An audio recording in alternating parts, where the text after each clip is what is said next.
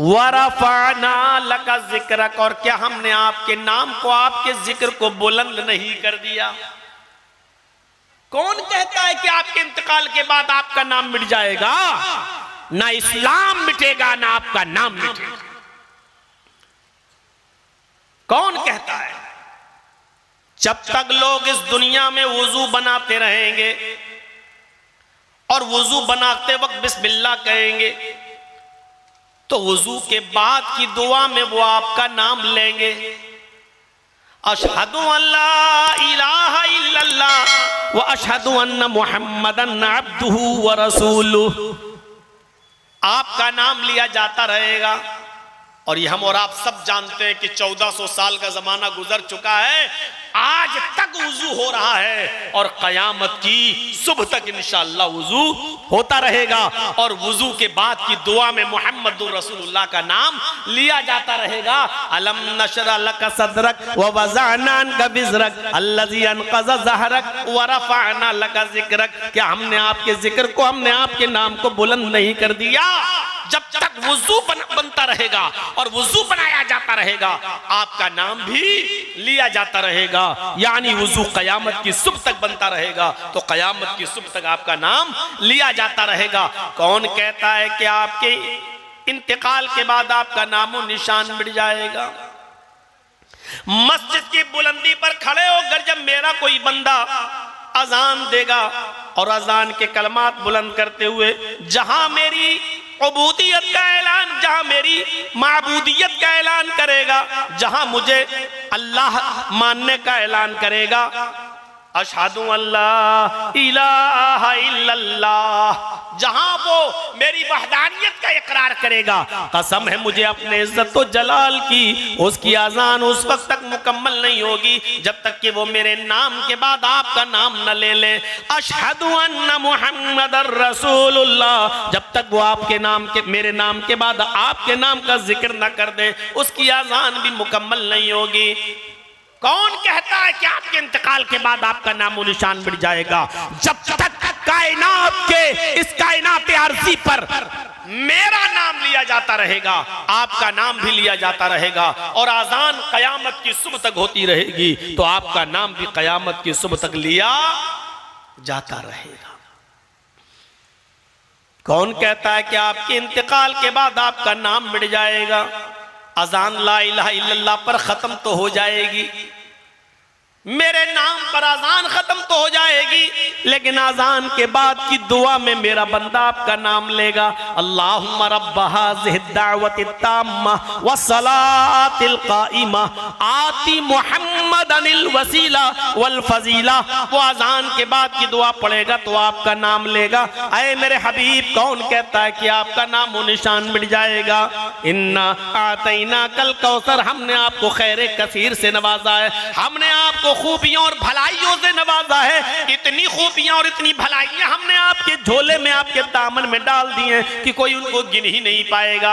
आपका नामो निशान मिट ही नहीं सकता है। कौन कहता जब तक मेरा नाम बाकी रहेगा आपका नाम भी मेरे नाम के साथ चलता रहेगा? मेरे भाइयों, ये अल्लाह रब्बुल आलमीन अपने नबी को इशारा कर रहा है, इन्ना आतैना कल कौसर, हमने आपको खैर कसीर से नवाजा।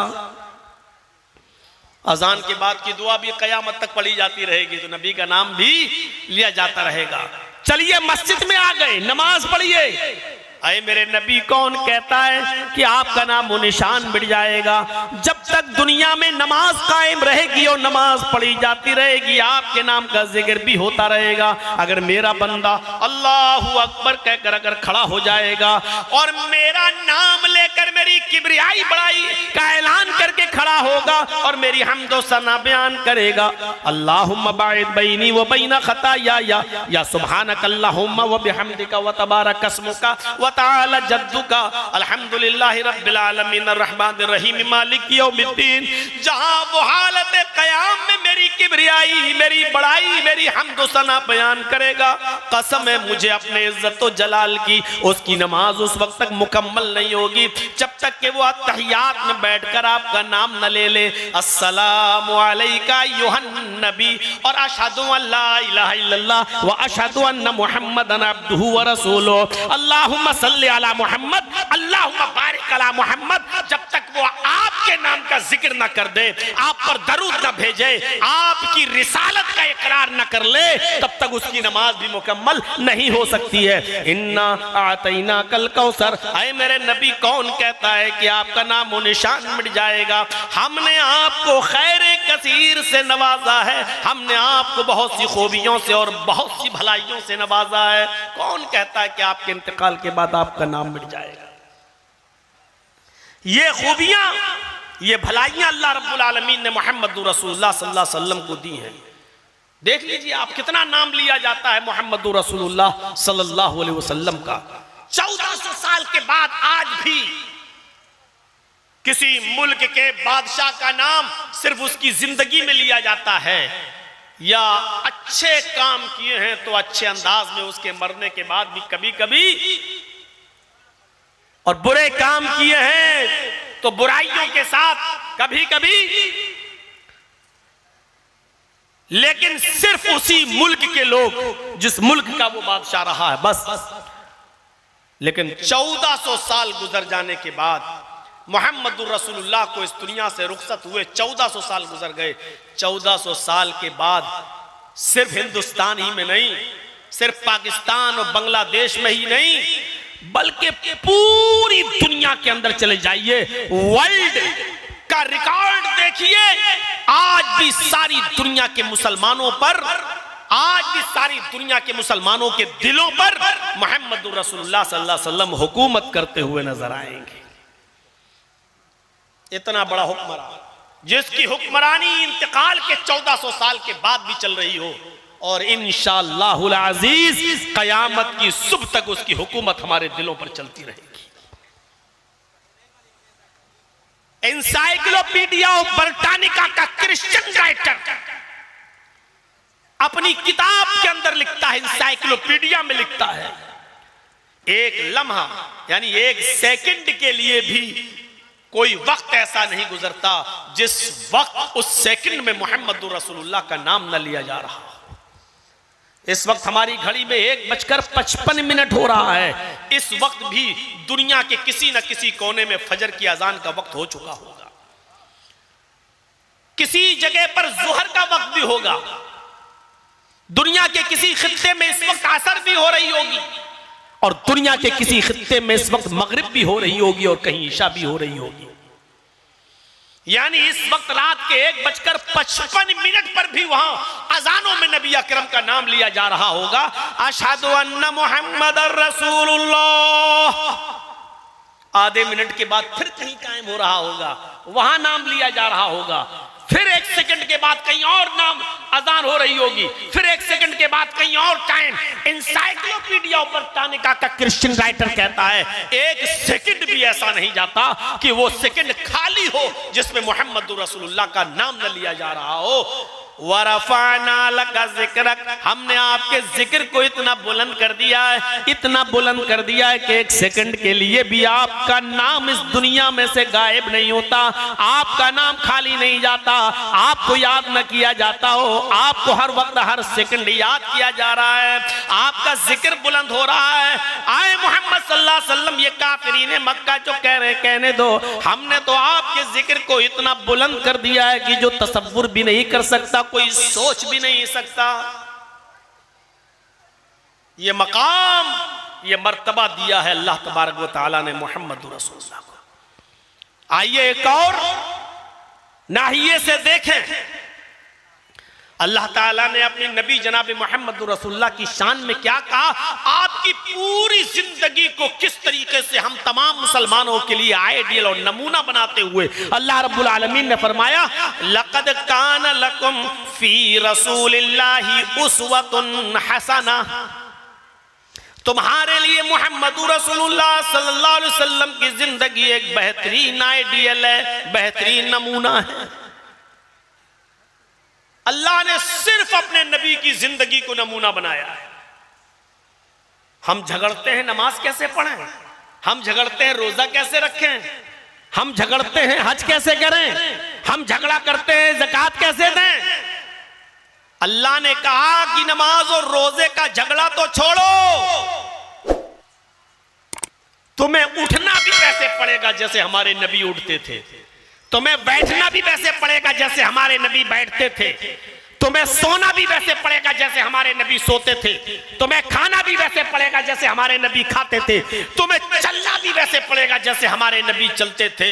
तुम्हारा उठना, बैठना, लेटना, सोना, जागना, खाना, पीना, शादी, ब्याह, जिंदगी के तमाम मामलात, जब तक तुम उसमें हमारे नबी, हमारे रसूल की जिंदगी को आइडियल और मॉडल नहीं मानोगे, हम तुम्हारी इबादत को कबूल नहीं करेंगे। हम झगड़ रहे, नमाज कैसे पढ़े? वो कहता है ऐसे पढ़ो जैसे मेरे मौलवी ने पढ़ी, वो कहता है ऐसे पढ़ो जैसे हमारे इमाम ने पढ़ी, वो कहता है ऐसे पढ़ो जैसे हमारे पीर ने पढ़ी। और अल्लाह के रसूल कहते हैं सल्लू कमा राअयतुमूनी उसल्ली, वैसे पढ़ो जैसे तुम मुझे देखते हो नमाज पढ़ते हुए। और अल्लाह ने कहा लक़द काना लकुम फी रसूलिल्लाहि उस्वतुन हसना, हमने तुम्हारे लिए मोहम्मद रसूलुल्लाह की जिंदगी को आइडियल बनाया है। तुम नमाज और रोजे की बात करते हो, तुम्हें लैट्रीन और पेशाब और पायखाना भी वैसे करना है जैसे हमारे नबी जनाब मोहम्मद रसूलुल्लाह ने सिखाया है। तुम इतनी बड़ी बड़ी इबादतों की बात करते हो, हम तो लैट्रीन जैसी एक मामूली चीज भी वैसे चाहते हैं जैसे तुम्हें हमारे नबी जनाब मोहम्मद रसूलुल्लाह ने बताई है। जिंदगी के हर गोशे में, जिंदगी के हर शोबे के लिए तुम्हारे लिए आइडियल और मॉडल और नमूना है जनाब मोहम्मद रसूलुल्लाह सल्लल्लाहु अलैहि वसल्लम। मौलाना साहब बात तो आपकी बहुत सही है, बात तो सही कर रहे हैं, सबके हलक में उतर रही है, लेकिन सुबह उठेंगे फिर कहेंगे ओह कुरान समझना हमारे बस की बात नहीं है। कुरान डायरेक्ट हम कैसे समझ सकते हैं? अल्लाह के बंदो, अगर मुसलमान होकर ऐसे जुमले बोलोगे तो फिर गैर मुस्लिमों को तबलीग कैसे करोगे? तुम तो पैदा ही अपने लिए नहीं दूसरों के लिए हुए थे। कुंतुम खैरा उम्मतिन उखरिजत लिन्नास, अल्लाह ने कहा मोमिनो तुम एक बेहतरीन उम्मत हो क्योंकि तुम्हें दूसरे लोगों के लिए पैदा किया गया है। जो कौम दूसरों की इमामत के लिए पैदा हुई थी, जो कौम दूसरों को दावत और तबलीग के लिए पैदा हुई थी, अफसोस है कि मौलाना जर्जीस को आज अपनी ही कौम के लोगों को समझाना पड़ रहा है और टोपी पहन के बैठे हुए लोगों में तबलीग करना पड़ रही है। जो कौम दूसरों को तबलीग के लिए पैदा हुई थी, जो कौम दूसरों को राह रास्त पे लाने के लिए पैदा हुई थी, दूसरों तक इस्लाम पहुंचाने के लिए पैदा हुई थी, आज इससे बड़े अफसोस की बात क्या होगी कि आज हमें मुसलमानों को समझाना पड़ रहा हो और हमें मुसलमानों में दावत और तबलीग का फरीजा अंजाम देना पड़ रहा हो। भाई ये डिस्टर्ब खत्म हो जाए तो बता दीजिएगा। लोग तुम्हारे हेलीकॉप्टर को देखेंगे और इसको देखेंगे कि तक़रीर सुनेंगे।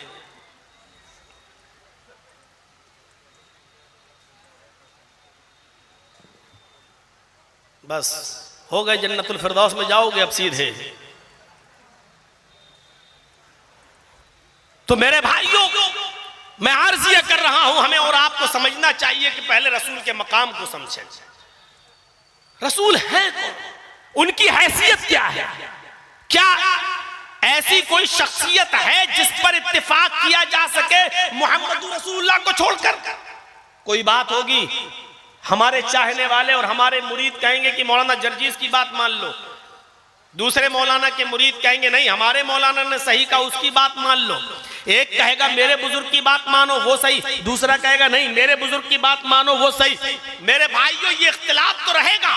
तुम्हारे बुजुर्ग को मैं अपना बुजुर्ग नहीं मानता, मेरे बुजुर्ग को आप अपना बुजुर्ग नहीं मानते, तुम्हारे मौलवी की बात मैं नहीं मानता, मेरे मौलवी की बात आप नहीं मानते। ठीक है ये इख्तिलाफ चलेगा, लेकिन फिर फैसला करेगा कौन?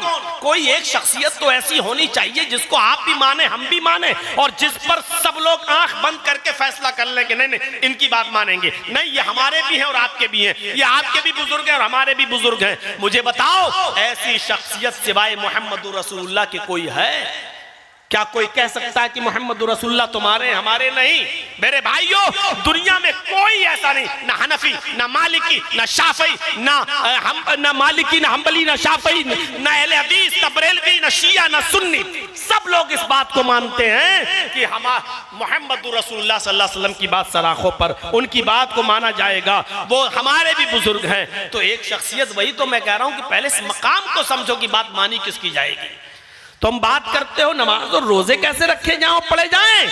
हमने तो उठना बैठना लेटना सोना जागना खाना पीना हंसना खेलना कूदना यहां तक के पेशाब व पैखाना शादी और ब्याह जिंदगी के हर शोबे में हमने तुम्हारे लिए मोहम्मद रसूलुल्लाह सल्लल्लाहु अलैहि वसल्लम को आइडियल बना दिया है। यही वजह है कि अल्लाह के नबी सल्लल्लाहु अलैहि वसल्लम ने फरमाया, जब तुम कहीं पेशाब और लेटरिन कज़ाए हाजत की जरूरत पेश आ जाए तो इतनी दूर चले जाया करो कि जहां कोई नजर ना आए और दरख्तों की आड़ में बैठकर तुम अपनी जरूरत से फारिग हो जाओ। और फिर आपने फरमाया कि तुम में से कोई भी शख्स कम से कम 3 पत्थर यानी 3 मिट्टी के ढेले या पत्थर से कम में इस्तंजा ना करे, पेशाब और लेटरिन न करे, कम से कम 3 पत्थर होना चाहिए, 3 ढेले। तो इस जब हजरत सलमान फारसी ने नबी अकरम सल्लल्लाहु अलैहि वसल्लम की इस हदीस का जिक्र जब किया और लोगों को बताया कि हमारे नबी ने फरमाया, तो यहूदियों ने कहा था कि आए सलमान, क्या इतनी जाहिल कौम मिली है तुम्हारे नबी को जो पेशाब और पायखाना करने का तरीका भी नहीं जानती? इतनी अज्जड़ कौम मिली है तुम्हारे नबी को जिसको पेशाब और पायखाना करने का तरीका भी बताया जा रहा है कि वो कम से कम 3 पत्थर इस्तेमाल कर लें। तो हजरत सलमान फारसी ने इसका जवाब देते हुए कहा था, अल्हम्दुलिल्लाह, अल्लाह का शुक्र है आए यहूदियों, तुम अपनी माँ के पेट से ये सब सीख कर नहीं आए थे। तुम जब बड़े होते गए तो तुम्हारी माँ तुम्हें बताती गई, बेटा ऐसे बैठो, बेटा ऐसे इस हाथ का इस्तेमाल करो, इस हाथ से बर्तन पकड़ो। तुम अपनी माँ के पेट से सीख के नहीं आए। अल्लाह का शुक्र है कि मुझे ऐसा रसूल मिला जो माँ बाप की तरह हम पर शफकत करता है, और माँ बाप जिस तरीके से उंगली पकड़ के चलना अपने बेटे को सिखाते हैं, अपनी औलाद को सब कुछ, उसी तरीके से हमारे नबी हमें बताते हैं कि ऐसे पानी पियो, ऐसे खड़े होकर चलो, और लेटरिन की जरूरत हो तो इतनी दूर चले जाओ कि कोई देख ना सके, और बाएं पैर पर जोर देकर बैठो, और फिर अल्लाहुम्मा इन्नी अऊज़ु बिका मिनल खुब्सी वल खबाइस पढ़ो। और यह भी फरमाया कि अगर पानी न मिल सके तो 3 ताक ढेलों का कम से कम इस्तेमाल करो इस्तिंजे के लिए। अल्लाह का शुक्र है कि माँ बाप की तरह हमें सिखाने वाले नबी मिले हैं। मेरे भाइयों, जिस नबी ने हमें पेशाब और पायखाना करने तक का तरीका बताया हो, उसने हमें नमाज नहीं बताई होगी, उसने हमें रोजा नहीं बताया होगा, उसने हमें हज नहीं बताया होगा, उसने हमें ज़कात देने का तरीका नहीं बताया होगा, उसने हमें शादी करने का तरीका नहीं बताया होगा, उसने हमें मर्दों की फील्ड क्या है और औरतों की फील्ड क्या है, क्या ये नहीं सिखलाया होगा? हमें और आपको सोचना चाहिए। लक़द काना लकुम फी रसूलिल्लाहि उस्वतुन हसना, ऐ मेरे हबीब, ऐ लोगों, हमने तुम्हारे लिए मोहम्मद रसूलुल्लाह सल्लल्लाहु अलैहि वसल्लम की जिंदगी में बेहतरीन आइडियल रखा है, नमूना रखा है। कयामत के दिन अल्लाह ये नहीं पूछेगा जोहर की 10 पढ़ी थी कि 12 पढ़ी थी। कयामत के दिन अल्लाह ये नहीं पूछेगा इशा की 7 पढ़ी थी कि 17 पढ़ी थी। कयामत के दिन अल्लाह ये नहीं पूछेगा तरावी 20 पढ़ी थी कि 8 पढ़ी थी। मैं किसी चीज को ना सही कह रहा हूं, ना गलत कह रहा हूं, ना मैं मुफ्ती हूं। इतना जो मैं बस जो बताना चाह रहा हूं कोई आदमी अपने ऊपर न ले। कयामत के दिन अल्लाह ये नहीं पूछेगा। कयामत के दिन अल्लाह ये कहेगा कि तूने ये नमाज उस तरह पढ़ी या नहीं जिस तरह मेरे नबी जनाब मोहम्मद रसूलुल्लाह सल्लल्लाहु अलैहि वसल्लम ने बताई है। इसलिए कि मैंने आइडियल और नमूना किसी मुल्ला मौलवी पीर वली इमाम मुहद्दिस को नहीं बनाया था, हमने आइडियल और नमूना मोहम्मद रसूलुल्लाह सल्लल्लाहु अलैहि वसल्लम को बनाया था। ये पूछेगा अल्लाह मोहर किसकी है? अमेरिका की मोहर लगा दो अपने नोट पर, जबकि करेंसी वहां की महंगी है। आपके मुल्क में चल जाएगा वो नोट? नहीं चलेगा। अब आपको इतनी लंबी इतनी स्टैंडर्ड मोहर लगी है अमेरिका की, फिर भी नहीं चल रहा, नहीं चलेगा। क्यों? आपके मुल्क में आपकी करेंसी चलेगी, चाहे उसकी कीमत घटिया ही क्यों ना हो, कम ही क्यों ना हो। मेरे भाइयों, रकातों की तादाद कम ही क्यों ना हो, मोहर चलेगी जनाब मोहम्मद रसूलुल्लाह सल्लल्लाहु अलैहि वसल्लम की। हमें तो ताज्जुब होता है कि लोग अपनी अपनी किताबों में ऐसे मनगढ़ंत किस्से कैसे लिख देते हैं। एक किताब पढ़ रहा था, लिखा हमारे बुजुर्ग एक दिन में 2000 रकातें पढ़ते थे, 2000 रकातें पढ़ते थे। सुभान अल्लाह। और उस किताब में नीचे लिखा है, वहावड़ो तुम्हारे यहां पर भी कोई ऐसा वली पैदा हुआ है जो एक दिन में 24 घंटे में 2000 रकातें पढ़ता हो। खुश होते हैं लोग ऐसे किस्से और कहानियां सुनकर। मैंने किसी जलसे में कहा था, उसका जवाब देते हुए, अल्हम्दुलिल्लाह ऐसा कोई आदमी हमारे यहां पैदा नहीं हुआ जो एक दिन में 24 घंटे में 2000 रकातें पढ़ता था।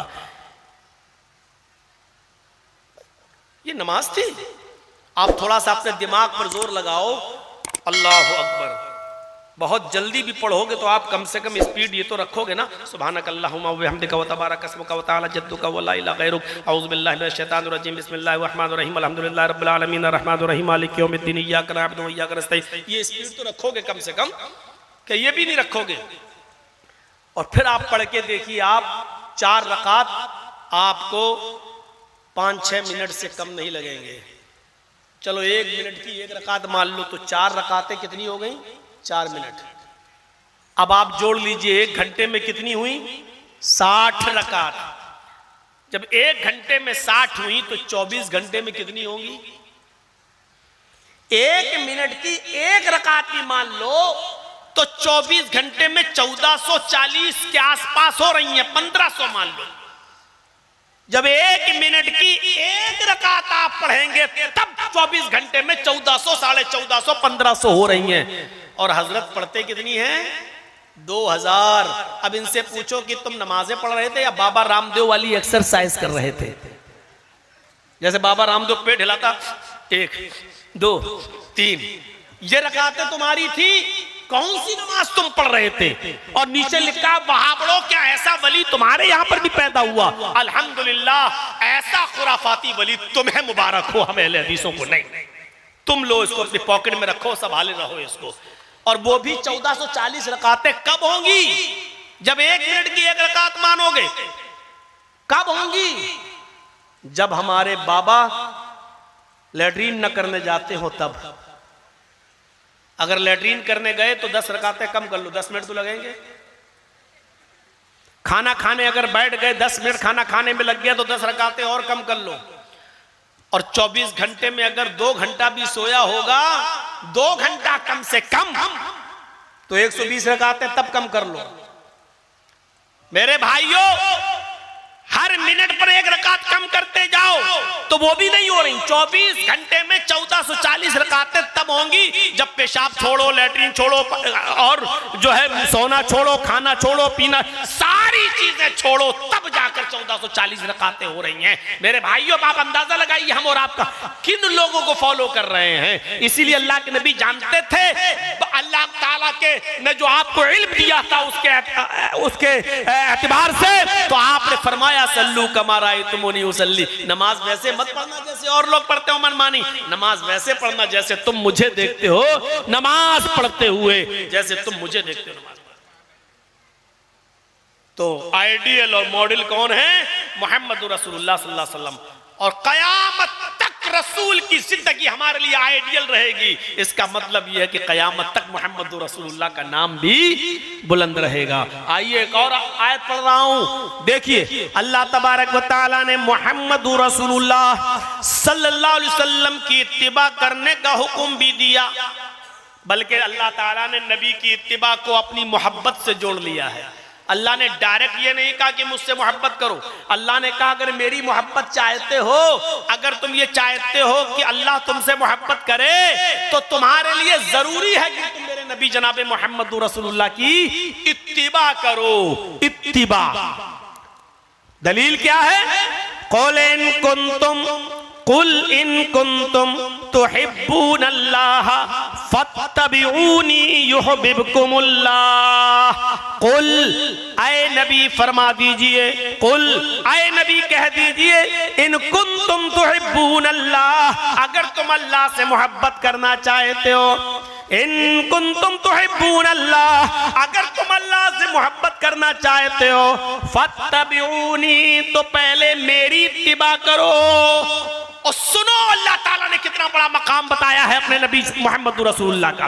कहा अगर तुम अल्लाह से मोहब्बत करना चाहते हो, यानी अल्लाह ने अपनी मोहब्बत का मायार ही ये बताया है कि रसूलुल्लाह से की इत्तिबा करो। कुल इन कुंतुम तुहिब्बूनल्लाह, अगर तुम अल्लाह से मोहब्बत करना चाहते हो फत्तबिऊनी, तो पहले मेरी इत्तिबा करो। इत्तिबा का मतलब नक्शे कदम पर चलो, मेरी इत्तिबा करो। और जब तुम मेरी इत्तिबा करोगे तो इसका रिजल्ट क्या होगा, इसका नतीजा क्या निकलेगा, युहिब्बुकुमुल्लाह। जब तुम मेरी इत्तिबा करोगे तो अल्लाह भी तुमसे मोहब्बत करने लगेगा। अल्लाह ताला ने अपनी मोहब्बत का मायार यही बताया है कि तुम मेरे रसूल की इत्तिबा करो। जब तक तुम मोहम्मद रसूलुल्लाह की इत्तिबा नहीं करोगे अल्लाह भी मोहब्बत नहीं करेगा। दुनिया में कितने लोग, कौन ऐसा मुसलमान है जो चाहे कि अल्लाह हमसे मोहब्बत नहीं करे? कोई ऐसा है जो चाहता है? और जिस दिन अल्लाह मोहब्बत करना छोड़ देगा मेरे भाइयों, दुनिया के अंदर कोई एक घूंट पानी भी पी पाएगा क्या? अल्लाह की बनाई हुई जमीन पर एक सेकंड भी वो कदम रख सकेगा? नहीं रख सकता है वो, अगर अल्लाह गजबनाक हो जाए और अल्लाह गुस्सा हो जाए। तो अगर चाहते हो कि अल्लाह तुमसे मोहब्बत करे, अगर चाहते हो कि अल्लाह तुमसे मोहब्बत करने लगे, तो उसके लिए जरूरी है कि पहले हम सब जनाब मोहम्मद रसूलुल्लाह की इत्तिबा करें। और क्लियर कर दिया, जब तक तुम रसूल की इत्तिबा नहीं करोगे, मेरे हबीब की इत्तिबा नहीं करोगे, अल्लाह भी तुमसे मोहब्बत नहीं करेगा। अल्लाह के रसूल सल्लल्लाहु अलैहि वसल्लम ने अपनी इताअत को दुखूल जन्नत का सबब बताया है। अपनी इताअत को, रसूलुल्लाह की इताअत भी, अभी इत्तिबा हो गई है, अल्लाह ताला ने इत्तिबा बता दी कि इत्तिबा किसकी करना है, रसूलुल्लाह की। और रसूलुल्लाह सल्लल्लाहु अलैहि वसल्लम ने फरमाया कि इताअत मेरी करोगे तो जन्नत में दाखिल होगे। इताअत, जो मैंने कह दिया वो करो, हर हाल में करना है। अगर मिन हैसुर रसूल हमने तुम्हें कुछ दिया है तो उसको लेना है, हर हाल में करना है। अल्लाह के नबी सल्लल्लाहु अलैहि वसल्लम ने फरमाया कि अगर तुम जन्नत में जाना चाहते हो, दुखूल जन्नत चाहते हो, जन्नत में एंट्री चाहते हो, तो पहले मेरी इताअत करो।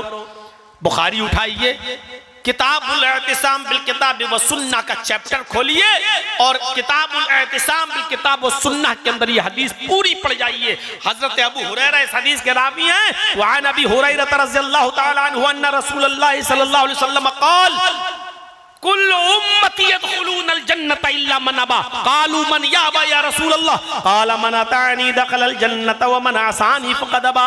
अल्लाह के नबी सल्लल्लाहु अलैहि वसल्लम फरमाते हैं मेरी पूरी की पूरी उम्मत जन्नत के अंदर दाखिल होगी। कुल्लु उम्मती यदखुलूनल जन्नह, मेरी पूरी उम्मत जन्नत के अंदर दाखिल होगी, इल्ला मन अबा, लेकिन वो दाखिल नहीं होगा जिसने मेरा इनकार किया। ऐसा कौन शख्स है जो अल्लाह के रसूल का इनकार कर दे? मुसलमान भी हो, कलमा भी पढ़ता और इनकार भी करे।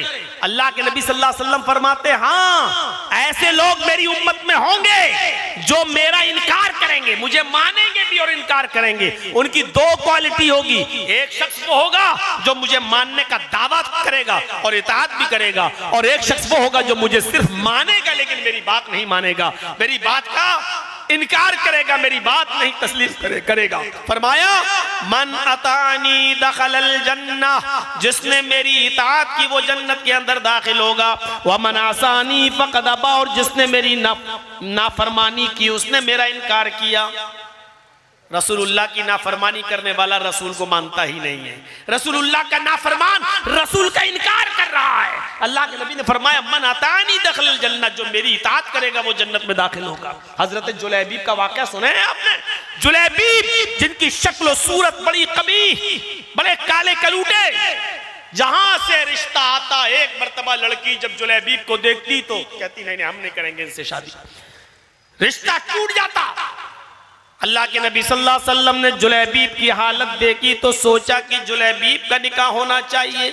इस्लाम लाने के बाद शक्ल सूरत की कोई हैसियत नहीं, छोटे बड़े की कोई हैसियत नहीं, काले गोरे की कोई हैसियत नहीं, अमीर व गरीब की कोई हैसियत नहीं।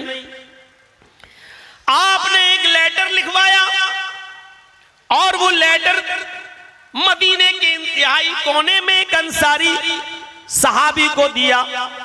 उनकी एक लड़की थी बहुत खूबसूरत, हसीनो जमील, जुलैबीब को वो लेटर देकर भेजा कि आए जुलैबीब, इस लेटर को ले जाओ और उस अंसारी सहाबी को दे देना, उसके घर को दस्तक देना। अगर सहाबी बाहर निकले, अंसारी बाहर निकले तो उसको मेरा सलाम अर्ज करना और ये लेटर दे देना। वो लेटर पढ़ेंगे और अपनी बेटी का निकाह तुम्हारे साथ कर देंगे। जुलैबीब उस लेटर को लेकर जाते हैं, उस खत को लेकर जाते हैं और मदीने के उस कबीले में, उस गांव में पहुंचते हैं। उस अंसारी का मकान पूछते हैं, दरवाजे को दस्तक देते हैं, अंसारी बाहर निकलता है। हजरत जुलैबीब ने सलाम किया, उन्होंने जवाब दिया, फिर कहा कि अल्लाह के नबी सल्लल्लाहु अलैहि वसल्लम ने आपको सलाम कहा है और ये खत दिया है। उस अंसारी ने जब उस खत को पढ़ा तो आग बबूला हो गया, कहने लगा जुलैबीब तुम्हारी हिम्मत कैसे हुई मेरे दरवाजे पर आने की? अपनी बेटी का निकाह मैं तुम्हारे साथ कर दूं? मेरी चांद जैसी खूबसूरत बेटी, मेरी चांद जैसी हसीन और जमील बेटी, और तुम अपनी शक्ल सूरत भी किसी आईने में देख कर आए हो और मैं अपनी बेटी का निकाह तुम्हारे साथ कर दूं? नहीं हो सकता है। जुलैबीब ने कहा कि मुझे तो अल्लाह के रसूल ने भेजा है और कहा है कि ये लेटर दे देना, मैंने तो ये खत दिया है, बाकी आप समझ लें। ये आवाज उस बेटी के कानों में भी जाती है जो घर के अंदर से सुन रही थी। उसने अपने बाप को आवाज दी और कहा अब्बू जरा लेटर देखें। उसने उस खत को पढ़ा और पढ़ने के बाद कहने लगी, अरे अब्बू जान, इस लेटर में तो सबसे पहले जो लफ्ज लिखा हुआ है, जो अल्फाज लिखे हुए हैं, वो ये लिखा हुआ है कि हाज़िही रिसालतुम मिन जानिब मुहम्मद रसूलिल्लाह सल्लल्लाहु अलैहि वसल्लम, कि ये लेटर, ये खत तुम्हें मोहम्मद अल्लाह के रसूल सल्लल्लाहु अलैहि वसल्लम की तरफ से दिया जा रहा है। इस लेटर के लफ्ज ये नहीं है, अल्फाज ये नहीं है हाज़िही रिसालतुम मिन मोहम्मद इब्न अब्दुल्लाह, इसमें ये नहीं लिखा कि मोहम्मद इब्न अब्दुल्लाह की तरफ से दिया जा रहा है। इस लेटर में लिखा है कि ये खत तुम्हें मोहम्मदुर रसूलुल्लाह, अल्लाह के रसूल की तरफ से दिया जा रहा है। आए अब्बू जान, ये लेटर मोहम्मद इब्न अब्दुल्लाह ने नहीं, मोहम्मदुर रसूलुल्लाह ने दिया है। और रसूलुल्लाह का मतलब ये है कि उनकी हर बात को मानना हमारी जिम्मेदारी है। हाँ, अगर मोहम्मद इब्न अब्दुल्लाह की हैसियत से देते तो हम ठुकरा देते, छोड़ भी देते कि कोई गुनाह नहीं, लेकिन ये तो रसूलुल्लाह लेटर दे रहे हैं। आपकी दो हैसियतें, आपने मोहम्मद रसूलुल्लाह की हैसियत से ये लेटर दिया है। आए अब्बू जान, अगर आप मेरा निकाह जुलैबीब से नहीं करेंगे तो मैं अपने आप को जनाब मोहम्मद रसूलुल्लाह के सामने पेश कर दूंगी और कहूंगी कि मेरी पूरी जिंदगी आप पर निछावर है, आप जो हुक्म देंगे मैं करने के लिए तैयार हूं। आए मेरे अब्बू, इस्लाम लाने के बाद मैं अपनी मर्जी की मालिक तो न रही, इस्लाम लाने के बाद मैं अपने दिल की मालिक तो न रही। इस्लाम लाने का मतलब ये है कि मैंने अपनी लगाम जनाब मोहम्मद रसूलुल्लाह के हाथों में दे दी है। बाप ने जब अपनी बेटी का ये जुमला सुना तो कहने लगा, बेटी जरा उसकी शक्ल सूरत तो देख, जरा उसके चेहरे की तरफ तो देख। लड़की ने जो जवाब दिया वो उर्दू के किसी शायर ने नकल कर किया है इस अंदाज में कि जब बाप ने कहा कि बेटी जरा इसकी शक्ल सूरत तो देख, जरा इसके चेहरे पर नजर तो डाल, तो लड़की कहने लगी, न आने वाले को देख, न जाने वाले को देख, न आने वाले को देख, न जाने वाले को देख, देखना ही है तो खत के भेजने वाले को देख। माना कि शक्ल है इसकी बदसूरत, माना कि शक्ल है इसकी बदसूरत और जिस्म है इसका मांद, मगर खत का भेजने वाला तो है 14वीं का चांद। गोया कि बेटी ने इस अंदाज में अपने बाप को समझाया और बाप अपनी बेटी को लेकर मोहम्मदुर रसूलुल्लाह के पास आए। पूरा वाक़या ज़ादुल मआद में पढ़ लीजिएगा। अल्लामा इब्न क़य्यिम ने लिखा है कि फिर अल्लाह के रसूल ने उस बेटी का निकाह जुलैबीब से कर दिया और जुलैबीब के निकाह के बाद इस लड़की के साथ खैर व बरकत के दरवाजे खुल गए। तो उस जमाने की हमारी बेटियां इस तरीके की हुआ करती थी कि अपने आप को अल्लाह के रसूल सल्लल्लाहु अलैहि वसल्लम के हुक्म के ताबे कर दिया करती थी। इस तरीके की इताअत का जज्बा था। ये हम इताअत करेंगे। ये 250, 300 आदमियों को शादियों में ले जाकर ये बाराती, ये चोरों को, डाकुओं को ले जाने वाले, ये बेचारे ये चले हैं आज इनको समझाते हुए 25 सालें हो गई हैं, 25 सालें। लेकिन जो पहले था वही अब था, वह जो पहले था। कोई पूछे कि जर्जी साहब आपने सबसे पहली तकरीर कब की? और अब मैंने सबसे पहली तकरीर की थी बंबई के अंदर। उस वक्त मेरी उम्र थी 17 साल 10 महीना, बाल ठाकुरे के खिलाफ। और जब उसने कहा था ना कि हरे रंग पे पाबंदी लगा दो, मुख्तार अहमद नदवी की सदारत थी, बांद्रा में जलसा था, कॉन्फ्रेंस थी, सब हिंदू सब थे उसमें, देवबंदी, बरेलवी, शिया, सुन्नी सब। तो बाल ठाकुरे ने कुछ कह दिया था कि मोहम्मद अय्याश, मक्कार, ये इस तरीके के जुमले बोले थे उसने कि एक बीवी से पेट नहीं भरा तो 11-11 बीवी रखता था, और जब मैं देश का प्रधानमंत्री बनूंगा तो हरा रंग बंद कर दूंगा, ये मुसलमानों का रंग है, इस्लामी रंग है, और मैं इस पे पाबंदी लगा दूंगा। तो उस वक्त मुझे लोग लेके गए, मैं बंबई में प्रोग्राम में नहीं गया था, लेकिन मैं वहां था। तो नदवी साहब कहने लगे, मुख्तार साहब चलिए तुम अच्छा बोल लेते हो तो 10 मिनट का टाइम तुम्हें भी दिलवा देंगे बोलने के लिए। तो मैं गया, लेकिन इत्तेफाक ये था कि उधर भी सबसे बाद में हमको टाइम मिला जैसे आज मिल रहा है। 17 साल 10 महीने का था मैं।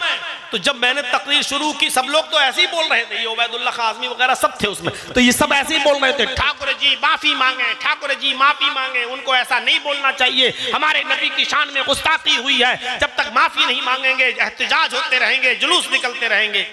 और मेरे अंदर उतनी अकल नहीं थी। 17 साल 10 महीना जब मेरा नंबर आया तो मैंने 8 मिनट का टाइम क्या बोलूंगा मैं, नहमदु व नुसल्ली अला रसूलिल करीम, इसी में 1-2 मिनट निकल गए। अब 6 मिनट की तकरीर में मैंने कहा कि हमारे नबी की तो 11 बीवी थी, जिनका जिक्र 7 तो बीवी थी, और 11 और एक मारिया किप्तिया को जोड़ लो जो बांधी थी तो 12। तो आपको 12 बीवी रखने वाला, 11 बीवी रखने वाला अय्याश नजर आ रहा है। बस मैंने उसमें कह दिया था कि हमारे ठाकुर जी जरा ये बताएं कि महाभारत में लिखा है कृष्ण जी की जो है, कृष्ण कन्हैया की 16,108 है, उनके बारे में तुम्हारा क्या ख्याल है? अगर 11 बीवी रखने वाला अय्याश है तो 16,108 रखने वाला, और बांसुरी बजाते सबको इकट्ठा कर लेते, अपने पास बिठा लेते, और कहा जाता चारों तरफ गोपियां बीच में कन्हैया, इसके बारे में क्या ख्याल है? अब पुलिस वाले सतर्क हो गए, ये क्या बोल रहा है, ये क्या, सब चारों तरफ। अब मुझे इतनी अकल कहां, मैंने कहा चले हैं इस्लामी रंग, हरे रंग पे पाबंदी लगाने की बात। अरे कितने हरे रंग पे पाबंदी लगाओगे? हमने कहा लौकी खाते हो वो हरे रंग की, पालक खाते हो वो हरे रंग का, परवल खाते हो वो हरे रंग का, हरा धनिया खाते हो वो हरे रंग का, हरी मिर्च खाते हो वो हरे रंग का, जितने भी पेड़ पौधे और घास है वो सब हरे रंग की। मैंने कहा ठाकुर जी लाल रंग को कैसे और हरे रंग को कैसे मिटाओगे, और लाल रंग को कैसे तुम स्थापित करोगे? अगर हरे रंग को मिटाओगे तो लौकी खाना छोड़ो, पालक खाना छोड़ो, हरी सब्जी खाना बंद करो, और लाल रंग तो एक ही होता है, या तो टमाटर खाओ या वो खाओ जो हम लोग खाते हैं। बस इतना ही बोला और उसी वक्त पकड़ लिया गया वहीं पर, हट चलो। और उस वक्त इतना पतला दुबला था कि वो हथकड़ी भी मेरे हाथ से निकल जाती थी, ऐसे वो डालता था वो निकल जाती थी। और 24 घंटे हमको रखा वहां दादर के लॉकअप में, और वो तो फाइनल तो हो रहा था लेकिन बच गया, 2 महीने कम था, नाबालिग निकला, इसलिए हमको जेल तक नहीं पहुंचाया गया। तो मेरे भाइयों 17 साल 10 महीने वो मेरी पहली तकरीर थी। उसके बाद से जब कर रहे हैं तो आज मेरी 45-46 ईयर, अब यहां से आप अंदाजा लगा लो कि कितने साल का जमाना गुजर चुका है। अब 46-45 के बाद अब आप जोड़ लो 18 से इतने सालों से मैं तकरीरें कर रहा हूं। अब कोई आदमी अगर मुझसे पूछे कि जर्जी साहब इतने जलसे आपने किए, इतनी कॉन्फ्रेंस से की, कितना फर्क आपको इन जलसों से मिला है और इन इजलास में आपने क्या सीखा और कितना फर्क नजर आया, तो मैं कहूंगा 0। अभी तक कोई फर्क नहीं पड़ा। जो आज से 25-30 साल पहले जो जहेज चलता था, आज भी वही जहेज। 20-25 साल पहले जो बारातियों, चोरों, डकैतों की जो पूरी टीम जाती है लड़की वालों के घर ठूसने के लिए, हम खाने के लिए नहीं बोलेंगे, ठूसने के लिए जाती है, जो पहले था वो आज भी है। मेरे भाइयों, जो पहले साइकिल चलती थी अब मोटरसाइकिल चलने लगी, पहले थोड़ा मोटरसाइकिल चलती थी अब फॉर्च्यूनर 4 व्हीलर चलने लगी, तरक्की और हुई है। अगर कोई नंबर पूछना चाहे कि जर्जी साहब कितना नंबर दोगे, समाज को कितनी इस्लाह हुई, तो मैं कहूंगा 100 में 0। कोई फर्क नहीं पड़ा। बस इतना जरूर कहूंगा कि थोड़ी सी ताजगी आ जाती है, ईमान में थोड़ा सा मिजाज बदल जाता है हमारा और सोचने पर मजबूर हो जाते हैं, लेकिन अभी हैं वही हम जहां पहले थे, कोई फर्क नजर नहीं आया। अभी तकरीर खत्म होगी, अब आप अपने मोहल्ले की मस्जिद देखिएगा कि फजर में कितने नमाजी। अगर मस्जिद रमजान की तरह भर गई तो समझना जलसा आपका कामयाब, और रोजाना जितने आदमी रहते थे उससे भी कम हो जाएं तो समझ लेना कि आप जलसे में खालियात आए और खालियात गए। आपने आंखें फोड़ी हैं, आपको कुछ सवाब नहीं मिलेगा, क्योंकि जलसे जिस मकसद से होते वो मकसद ही पूरा नहीं हो रहा है, तो काहे का सवाब, किस बात की नेकी। अभी फजर की अजान और नमाज मस्जिदें